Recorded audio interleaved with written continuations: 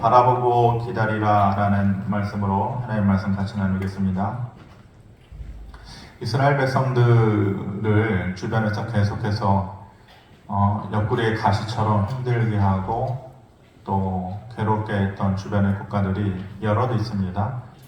그 중에서도 요단강을 중심으로 이스라엘은 좌쪽, 또 이 나라 둘은 우쪽, 요단강 동편에 위치하고 있었던 두 나라가 있는데 바로 모압하고 암몬이라고 하는 나라입니다.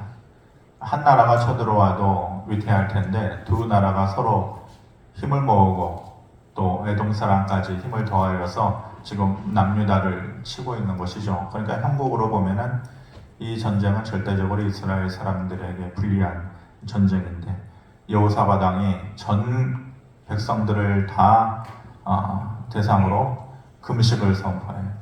어려움이 있을 때에는 금식인다라는 것은 뭐예요? 다 끊는다라는 거예요. 생을 위한 모든 것을 다 끊는다. 그리고 오직 하나님만을 바라본다라는 의미를 가지고 있는 것이죠. 금식을 선포하고 기도하면서 하나님의 마음을 결정적으로 움직이는 말 한마디를 딱 하는 것이죠. 이 남유다의 왕에게 있어서 가장 큰 그 전쟁에 있어서의 전술은 우리가 다윗의 인생 최대 전술이 뭐라 그랬어요? 살아가는 데 있어서 그의 인생 최대 전술은 하나님께 물어봄이라고 그랬죠. 물어본다. 항상 무슨 일이 있든지 하나님께 먼저 물어보는 것이 다윗의 인생 최대 전술이라고 그랬잖아요. 여호사밧 왕은 이 시간에 하나님을 바라봅니다. 12절에 우리 하나님이여 그들을 징벌하지 아니하시나이까 우리를 치러오는 이 큰 무리를 우리가 대적할 능력이 없고 어떻게 할 줄도 알지 못하고 오직 주만 바라보나이다 하고 오직 주만 바라봅니다.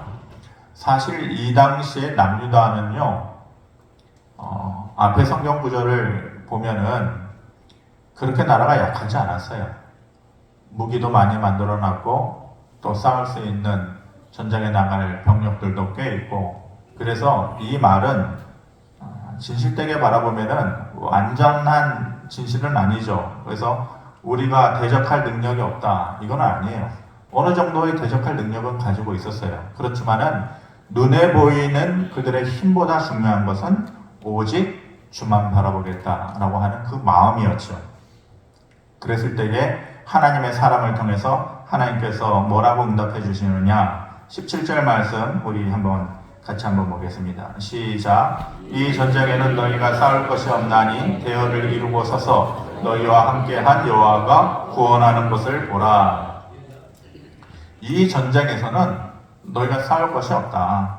그리고 단지 너희와 함께한 여호와가 너희를 구원하는 것을 보기만 하면 된다.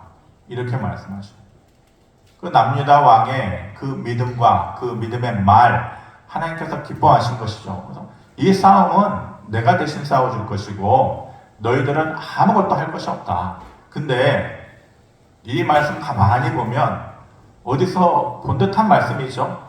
익숙한 말씀이에요. 바로 밑에 있는 출애굽기 14장 13절 모든 이스라엘 백성들이 애굽에서 430년 동안에 종로를 타다가 하나님께서 모세를 통하여서 출애굽시키잖아요. 그래 나오자마자 어려움에 지금 맞부딪히게 되는 것이죠. 그게 뭐예요? 홍해를 만나는 거예요. 홍해를 건너는 거예요. 뒤에서는 자기를 죽이려고 쫓아오는 애굽의 군사들이 있고 앞에는 홍해가 막아서고 있고 진퇴양난 어떻게 할 줄 모르는 그 상황 가운데에서 모세가 하나님을 바라봤을 때에 딱 이 모압과 암몬과의 전쟁을 앞두고 있는 남유다하고 똑같은 상황인 것이죠. 그때 하나님께서 말씀하신 것이 출애굽기 14장 13절 말씀이에요. 모세가 백성에게 이르되 너희는 두려워하지 말고 가만히 서서라는 것은 뭐예요? 너희 싸움이 아니다. 여호와께서 오늘 너희를 위하여 행하시는 구원을 보기만 해라. 하나님께서 우리가 인생 살면서 수많은 인생의 순간순간의 전쟁, 싸움의 순간을 우리가 가져요. 치고받고 싸운다라는 것이 아니라 마음의 싸움, 또 인생 여정의 싸움, 그 모든 싸움의 연속이잖아요. 근데 작은 싸움과 작은 전쟁은 내 힘으로 가능해요. 그런데 이것과 같이 사활을 건 인생의 가장 큰 전쟁과 싸움은 누가 하는 것이냐? 하나님께서 해주시는 겁니다. 내가 해도 이길 수도 없고 그 싸움은 하나님께 속하여서 하나님께서 해주셔야만 승리를 가져오는 것이다. 그래서 인생의 큰 싸움은 오직 하나님을 바라봄으로만 그 싸움을 이길 수 있다라는 것을 말씀하시는 것이죠. 그리고 나서 그들이 했던 유일한 행동이 있어요. 하나님만을 바라보겠다고 하면서 그들이 했던 행동이 19절 말씀 우리 한번 같이 보겠습니다. 시작. 그앗 자손과 고라 자손에게 속한 레위 사람들은 서서 심히 큰 소리로 이스라엘 하나님 여호와를 찬송하니라. 찬송했다. 이 다급한 순간에 지휘자들을 모아놓고 어떻게 전쟁을 할 것이고 이런 얘기를 나눈 것이 아니라 뭘 했다? 하나님을 생각하면서 하나님께서 도우실 그 능력의 손을 바라보고 기다리면서 하나님을 찬송했다. 찬송했다라는 거. 여러분들 물론 마음이 아프고 슬프고 힘들고 그래도 찬송이 나올 수 있어요. 근데 기본적으로는 뭐 할 때 찬송이 나오는 거예요? 기쁘고 또 하나님을 바라보고 기대하고 기다릴 때 찬송이 나오는 것이죠. 이스라엘 백성들이 그랬다라는 거예요. 하나님을 바라보고 어떤 확신? 하나님께서 반드시 이 위기를 이겨나가게 하실 것이다. 우리에게 승리를 가져다 주실 것이다. 라고 하는 그러한 믿음, 확신, 그러한 기다림 가운데에서 이들이 그렇게 할 수 있었던 것이죠. 그 뒤에 말씀을 보면 하나님께서 기적적인 방법으로 이 모압과 암몬의 사람들을 무찔러 주셔요. 이스라엘이 생각지도 않은 놀라운 승리를 얻게 되는 것이죠. 제가 수요일 날은 열왕기서를 강의를 하죠. 그리고 요즘 새벽은 사무엘서를 보고 있어요. 열왕기에는 누가 나와요? 솔로몬이 나오고 사무엘하에서는 다윗이 나와요. 누구와 누구의 관계예요? 아버지하고 아들의 관계잖아요. 아버지하고 아들의 일부러 그렇게 본 것은 아닌데 하다 보니 두 인물이 묘하게 오버랩이 되고 또 비교가 되는 것이죠. 혼자서 이제 많은 시간을 이제 저는 이제 지내다 보니 이제 사람 만나는 거 별로 안 좋아한다는 거 아시잖아요. 혼자서 뭐 이런저런 생각들을 하게 되죠.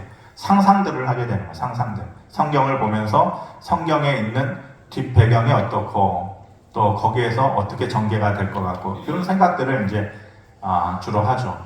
쓸데없는 생각인 거는 이기도 하겠지만은 이런 생각을 해봤어요.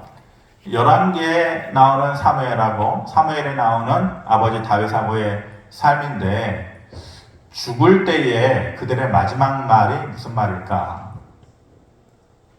그들이 죽어갈 때에 무슨 말을 하고 죽을까? 여러분들 같으면은 마지막 순간에 무슨 말 하고 싶어요? 여러분들의 이게 지금 나한테 주어진 마지막 시간이다라는 것을 아마 느끼겠죠? 누구든지 죽음의 순간에. 그럴 때 무슨 말을 남기고 싶어요? 막 삿대질 하면서 이놈들아! 막 이렇게 끝까지 그렇게 하는 사람들도 더러는 있죠.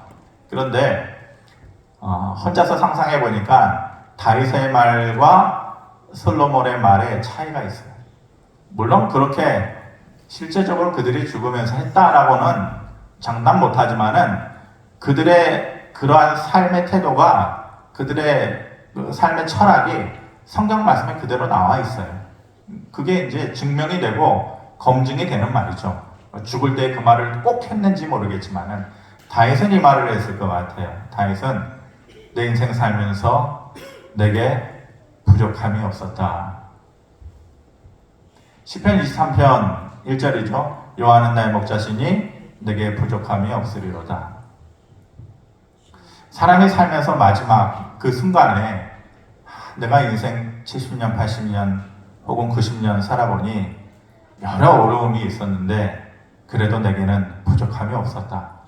이 말을 하면서 눈을 감을 때의 마음이 어떤 상황일까? 굉장히 평안할 것 같아요.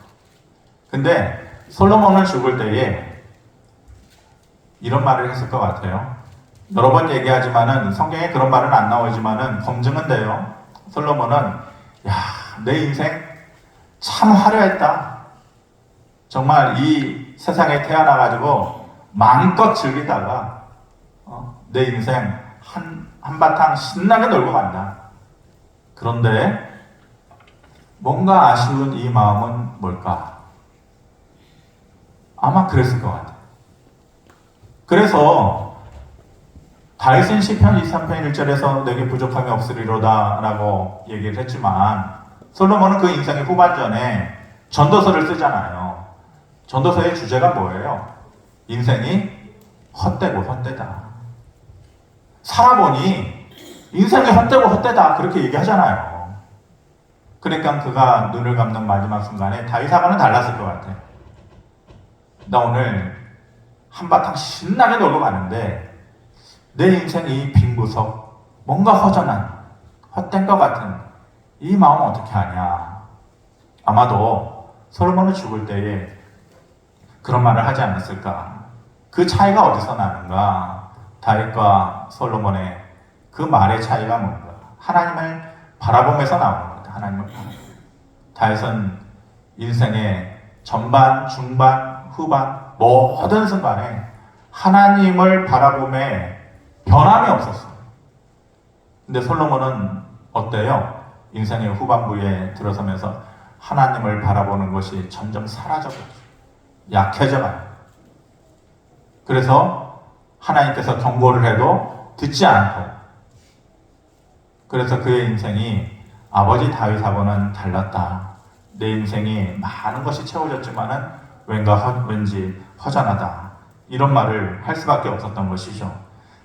다윗은 시편 86편에서 시편 86편은 학자들이 얘기하기를 그 구조나 말의 유형이나 형태나 이런 것이 다윗의 인생 후반전에 썼을 것이다. 대부분의 학자들이 이렇게 얘기하거든요. 다윗의 인생 후반전은 어떨 때예요?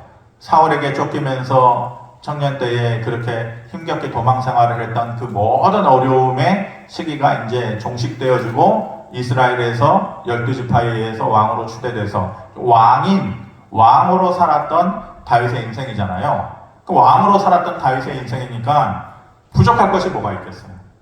물론 중간중간에 압살롬의 반역도 있고 아도니아의 반역도 있고 자식들이 그렇게 힘들게 한 일은 있지만은 자기의 실수로 인해서 우리아의 아내 바세바를 범하기도 하고 이런 어려움도 있었지만은 왕으로 사는 자기 자신에게 있어서 부족할 것이 있을까요?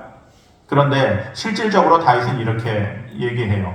86편 1절에 보면 여호와여 나는 가난하고 궁핍하오니 주의 귀를 기울여 내게 응답해달라. 자기 보고 가난하다고 얘기해요. 내가 가난하니까 하나님 나를 좀 부자로 만들어주세요. 아니면 먹을 것을 많이 좀 주세요. 이렇게 얘기하지 않고 내 소리를 귀 기울여달라. 응답해달라. 하나님만 바라보고 있는 것이죠. 그러면서 3절 4절에 주여 내게 은혜를 베푸소서 종일 주께 부르짖나이다. 주여 내 영혼이 주를 우러러보니 주여 내 영혼을 기쁘게 하소서. 내 영혼을 기쁘게 하소서. 이렇게 얘기해요. 이 짧은 고백 안에서 다윗은 두 가지의 사실을 깨닫고 고백하는 거죠. 이 3절 4절에서 두 가지의 것을 깨달아요. 첫째, 나는 누구냐? 그리고 하나님은 누구냐? 이것을 깨달아요. 나는 가난한 자다. 가난한 자는 채움이 있어야 돼요. 채움. 어찌됐든 채움. 근데 그 채움을 누가 해주시느냐? 하나님이 해주신다. 이 짧은 고백에서 내 인생은 가난하고 그 인생의 가난함을 채울 수 있는 분은 하나님밖에 없다라는 것을 고백하고 있는 것이죠.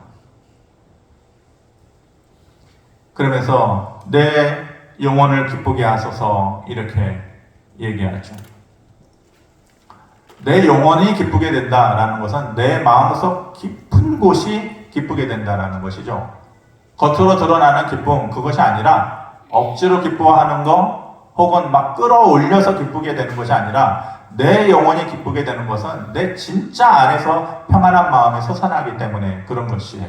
근데 그 주체가 누구냐? 그렇게 해주실 수 있는 분은 오직 하나님뿐이시다라고 하는 믿음의 고백을 하는 거죠. 이게 하나님을 바라봄이에요. 가난합니다.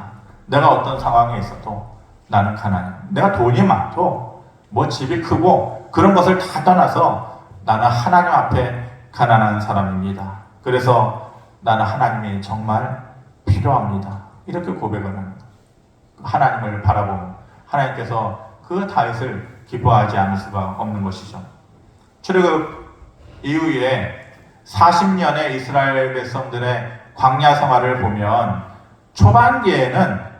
초반기에는 그들이 전쟁을 할 때에 아무것도 할 수 없는 어린아이와 같은 상태다. 전쟁에 혹은 싸움의 젬병이다. 이렇게 얘기했어요. 물론 그럴 수밖에 없죠. 430년 애굽 생활에서 종로를 타다 보니 빨래하는 것만 알고 밥하는 것만 알고 곡식 나르고 그런 거 기르는 것만 알지 전쟁은 모르는 거예요. 그런데 40년의 시간이 지나면서 자꾸만 경험이 쌓이다 보니까 이 사람들이 전쟁하는 것에도 능숙하게 되어지는 거예요. 싸우는 기술도 40년 동안 늘어나는 것이죠. 그런데 하나님께서 정작 원하신 것은 그들이 그 40년을 지나면서 어디로 들어가는 게 최종 목표예요? 가나안 땅으로 들어가는 것이 최종 목표죠. 가나안 땅에 들어가면 누가 기다리고 있어요? 가나안의 7 족속들이 기다리고 있어요. 철기 문명을 가지고 강한 무기를 가지고 키는 3m나 육박하는 사람들이 있고 안악 자손들이 있고 그리고 잘 먹고 이스라엘 백성들은 광야에서 만나 먹고 또 제대로 전쟁의 훈련도 받지 못하고 그러니 가나안 땅에 들어간다라는 것은 그들에게 절대적으로 불리한 상황이에요.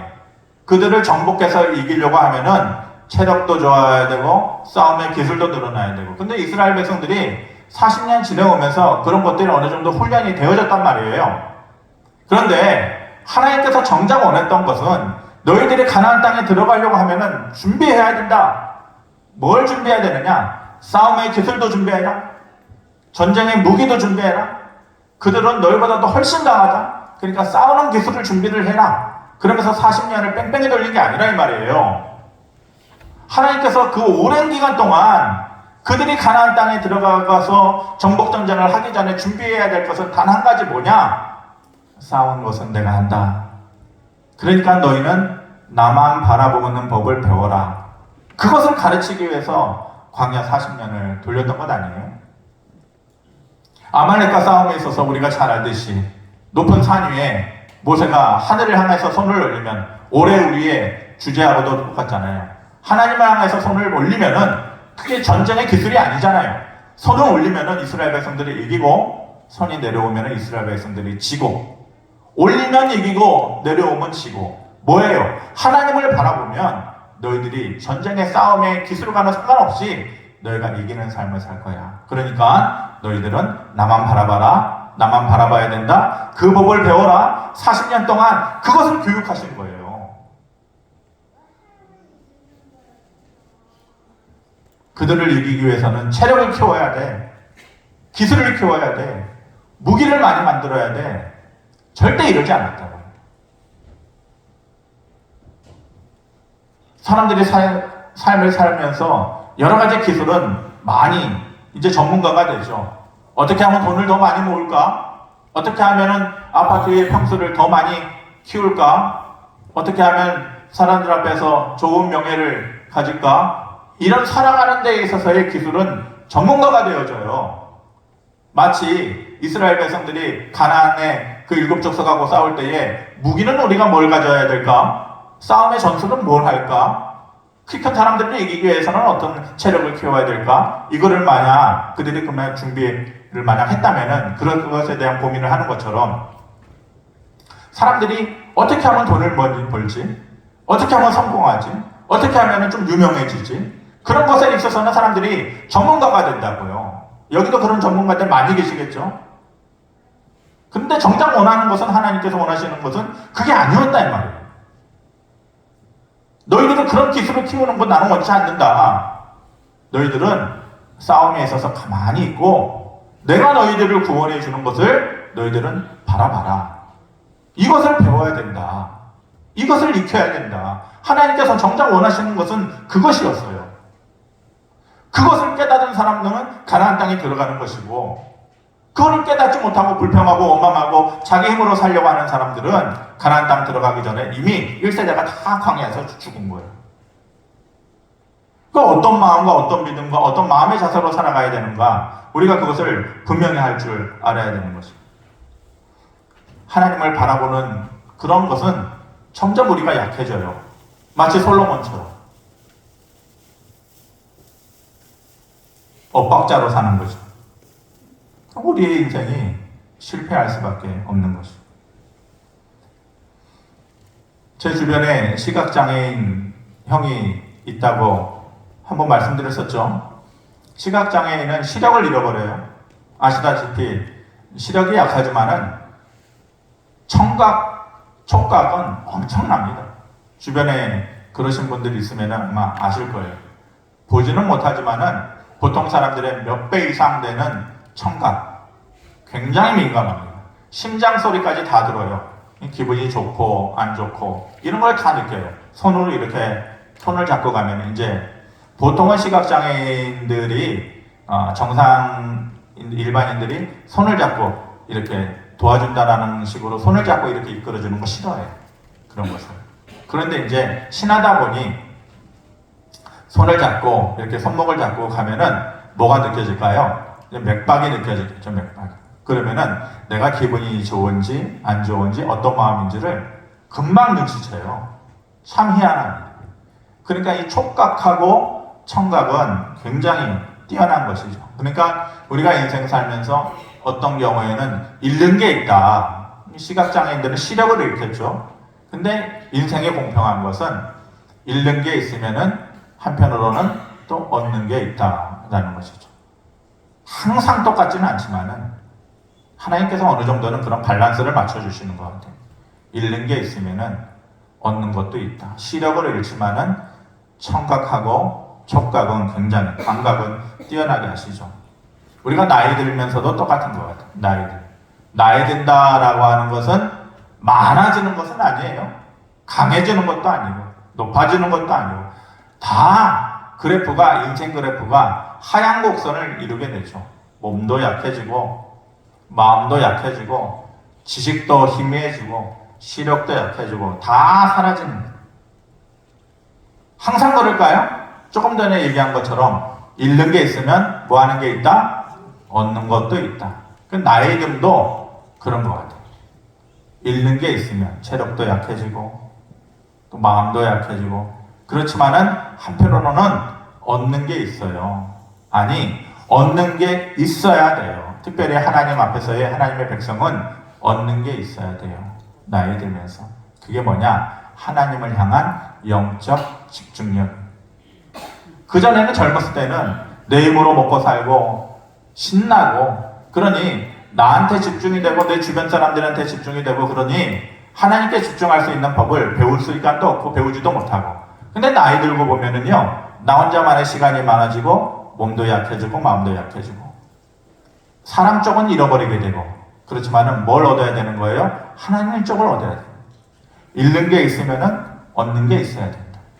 사람 쪽은 점점 잃어버리지만은 뭘 얻어야 된다? 하나님 쪽을 얻어야 된다. 하나님을 향한 바라봄, 하나님을 향한 영적 집중력을 얻게 되는 거예요. 그러신가요? 그러세요? 여러분, 우리가 나이 들면은 몸도 약해지고 모든 것이 사라지고 약해지고 허약해지고 그러죠. 그러면 얻는 게 있어야 되잖아요. 근데 몸도 약해지는데 믿음도 약해진다. 모든 것을 잃는 거예요. 그러면 인생이 허전해지고 쓸쓸해집니다. 그런데 몸은 약해지지만은 하나님을 향한 영적 집중력, 그 바라봄의 힘은 더욱더 커진다. 그러면은 마음 가운데 참된 평안이 있었습니다. 그렇지 않나요? 제 말에 동의되시나요? 그런데 몸도 약해지는데 그것마저도 빠져버린다. 인생이 불행할 수밖에 없는 것입니다. 한 가지 얘기를 하고 말씀을 마치도록 하겠습니다. 사람들이 요즘은 이제 그런 사람들이 이제 많아졌는데 애완견을 이제 많이 키우잖아요. 키우는 이유가 뭘까요? 여러 강아지도 키우고 어떤 사람은 물론 사자도 키우는 사람이 있겠지만은 강아지나 고양이를 키우는 평범한 일반적인 이유. 강아지. 예를 들어서 진돗개를 키운다. 진돗개를 키우는 사람들은 나중에 가도 또 진돗개를 키워요. 왜 그러냐? 진돗개가 가지고 있는 특성 때문에 그래요. 무슨 특성일까요? 주인을 향한 충성심. 그리고 자기의 몸을 아끼지 않고 위험 가운데 주인이 있다고 하면은 자기의 몸을 내던져서라도 주인을 구해주고 주인을 지키려고 하는 그것을 보면서 여자들이 든든하죠. 야, 이거 이 남편놈보다는 훨씬 낫네. 남편놈 10명 있는 것보다도 이 강아지 하나가 훨씬 낫네. 아마 여자들이 그렇게 생각할 수도 있을 것 같아요. 보통은 그렇게 주인을 지켜주고 이렇게 의리를 지키고 충성을 하고 이런 것 때문에 이제 또 다른 이유도 있겠지만 그런 것 때문에 강아지를 키우죠. 근데 저희 강아지는요, 의리가 없어요. 그래서 이제 별명 중에 하나가 뭐냐면은 겉보하리예요. 겉보하리. 이름이 하리인데 겉보하리예요. 이렇게 주인이 무슨 소리가 나고 그래서 주인이 깜짝 놀랄 수 있잖아요. 그러면은 진돗개 같으면은 그냥 컹컹 짖으면서 주인을 이렇게 지켜주려고 그러는데 무슨 소리가 나기만 하면은 제일 먼저 도망가가지고 구석에 혼자서 숨어 있어요. 그리고 주인이 다칠 수도 있잖아요. 넘어질 수도 있고. 그러면 동물은 감각적으로 그게 알잖아요. 이 위험한 상황이구나. 안 좋은 상황이구나. 그러면 옆에 와가지고 몸을 비대든지 낑낑대든지 이래야 되는데 찾아볼 수가 없어요. 지가 먼저 도망가가지고 구석에 가지고 어디 가가지고 숨어 있어가지고 빼꼼하게 눈만 이렇게. 의리가 없어요. 의리가. 주인을 지켜준다라는 그런 게 전혀 없어요. 이 강아지 키워야 될까요? 버려야 될까요? 버려버릴까요? 마음은 그래요. 근데 버릴 수 없는 이유가 있어요. 제가 생각을 많이 하던 습관이 있어 보니까 이 강아지를 보면서도 하나님과 우리의 관계를 느끼게 되겠더라고요. 근데 바깥에 나갔다가 들어오면은 뒷다리가 부러지도록 뛰고 좋아하고 내가 당신을 기다렸어요. 얼마나 당신을 기다린 줄 알아요? 그러면 아침에 이런 의리 없는 놈 저걸 팔아버릴까? 그러다가도 그 얼굴을 보면은 마음이 스르르 녹아내리는 거죠. 그런데 한 가지가 더 있는 게 뭐냐면은 우리는 절대 사료 외에는 다른 걸 안 줘요. 사료 외에 간이 들어간 거, 소금기가 있는 거. 그런데 이제 고기 같은 걸 하다 보면 소금 간을 좀 해야 되잖아요. 근데 이 강아지들이 그 냄새를 맡으면은 가만히 있겠어요? 자기도 달라고 막 그럴 거 아니에요. 소금 간이 됐으니까 절대 안 준다고요. 그런데 얘가 그럴 때 되면은 보통 강아지들은 막 달려들고 낑낑대고 달라 그러고 그러잖아요. 5분이든 10분이든 딱 이 자세로 기다리고 있어요.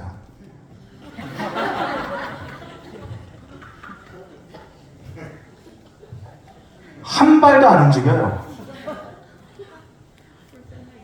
낑낑대지도 않아요. 우리 가족들이 여기 있으니까 다 공감은. 낑낑대지도 않고 막 붙이지도 않고 그거 나 달라고 하면서 5분이건 10분 안 돼. 이건 가난 거야. 안 돼. 절대 못 줘. 안 돼. 소리를 엄하게 하면은 알아듣거든요. 안 돼. 그래도 저 자세로 5분이건 10분이건 아무 소리도 안 하고 저렇게 기다리고 있어요. 그러면 주게 될까요? 안 주게 될까요? 안 줄 수가 없어요. 여러분, 우리가 하나님 앞에서 의리 없는 놈들이에요. 우리가 하나님을 챙겨요? 하나님을 저렇게 간절하게 찾아요?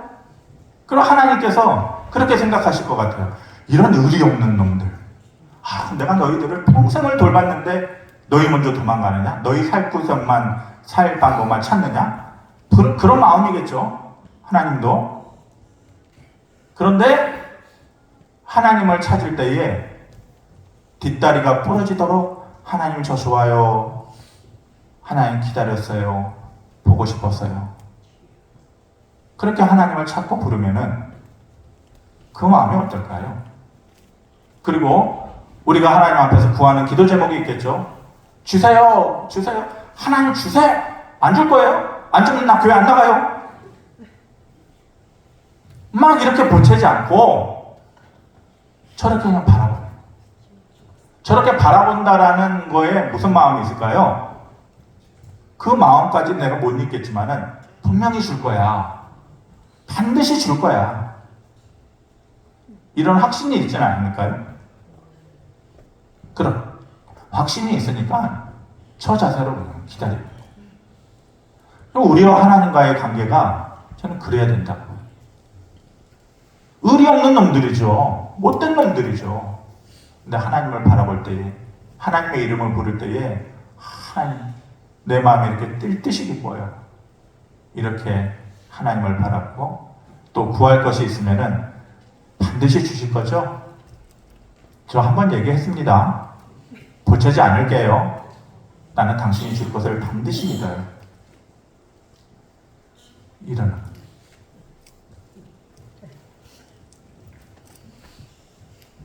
강아지가 어떨 때는 사람보다 나아요. 보면서 배우는 거죠. 저렇게 주인을 바라봐야 되는 거구나. 그러면 주인이 감동하는구나. 주는구나. 우리가 부족하고 연약하지만은 하나님 앞에서 우리의 모습도 저래야 되지 않을까? 아무 말 하지 않고 당신이 반드시 주실 거예요. 이렇게 바라본다면 하나님 분명히 주실 거예요. 아까 읽었던 86편 4절 말씀 읽고 마칩시다. 시작. 주여 내 영혼이 주를 우러러 보오니 주여 내 영혼을 기쁘게 하소서. 아멘. 기도하겠습니다. 고마우신 아버지 하나님, 내 영혼이 주를 바라봅니다. 그리고 기다립니다. 그리고 하실 일을 기대합니다.